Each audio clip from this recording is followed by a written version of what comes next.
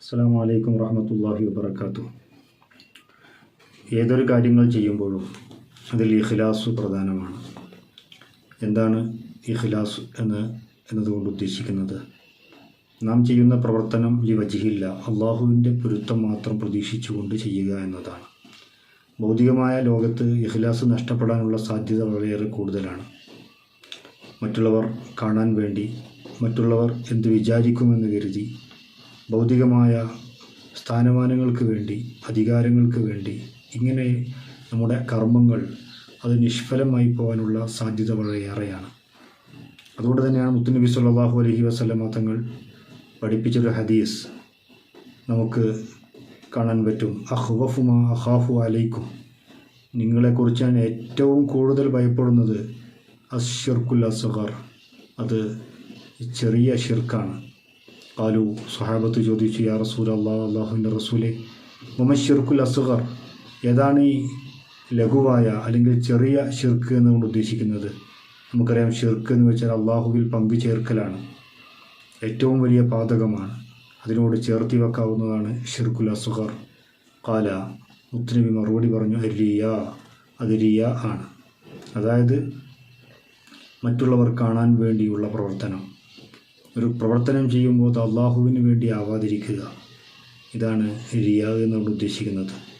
യഖൂലുല്ലാഹു തആല ലഹും, അള്ളാഹു തആല അത്തരം കർമ്മം ചെയ്തവരോട് പറയും, യൗമ യുജാസിൽ ഇബാദ്, അള്ളാഹു തആല കർമ്മങ്ങൾക്ക് പ്രതിഫലം നൽകുന്ന ദിവസം, ഇദ്ഹബൂ, നിങ്ങൾ പോകുകയും, ഇലല്ലദീന കുൻതും തുറാഊന ലഹും, നിങ്ങൾ ആർക്ക് വേണ്ടിയാണോ ദുനിയാവിൽ അമലുകൾ ചെയ്തത്, നിങ്ങൾ അവരുടെ അടുത്തേക്ക് പോയിട്ട് പ്രതിഫലം വാങ്ങിക്കോളൂ. ഫൻദുറൂ ഹൽ തജിദൂന ഇൻദഹും ഖൈറ, അവരുടെ അടുത്ത് വല്ല നന്മയും നിങ്ങൾക്ക് കിട്ടുമോ ആ പ്രവർത്തന ഫലമായി, അത് നിങ്ങൾ അന്വേഷിക്കൂ എന്ന് പറഞ്ഞുകൊണ്ട് അള്ളാഹു അവരെ ആട്ടിവിടുമെന്ന് ഹദീസിൽ നമുക്ക് കാണാൻ കഴിയും.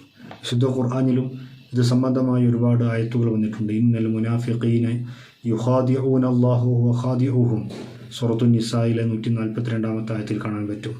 തീർച്ചയായും കപടവിശ്വാസികൾ, അതായത് അകത്ത് വിശ്വാസമില്ലാതെ പുറത്ത് മാത്രം പ്രകടനപരതയ്ക്ക് വേണ്ടി ചെയ്യുന്ന ആളുകളാണ് കപടവിശ്വാസികൾ, മുനാഫിഖുകൾ.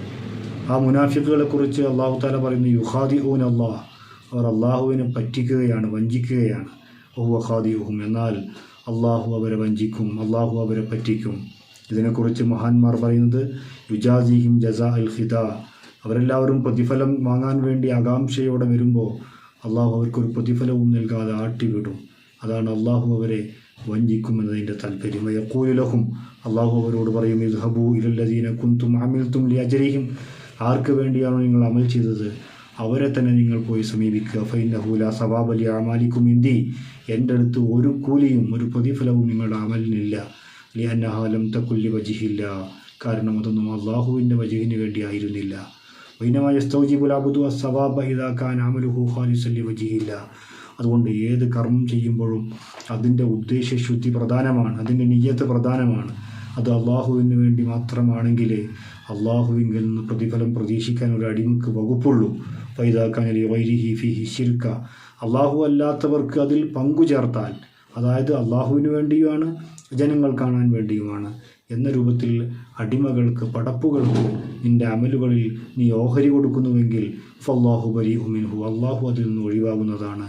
അതുകൊണ്ട് വളരെ ഗൗരവത്തോടെ നമ്മൾ കാണേണ്ടതാണ് റിയാ. എത്ര അമലുകൾ റിയാ കാരണമായി നഷ്ടപ്പെടുന്നു എന്ന് വെച്ചാൽ നാളെ ആഖിറത്തിൽ നമ്മൾ സംപൂജ്യരായി, നമ്മൾ ഒരു 0 ലെവലിൽ നമ്മൾ താഴ്ന്നു പോകുമെന്നതാണ്.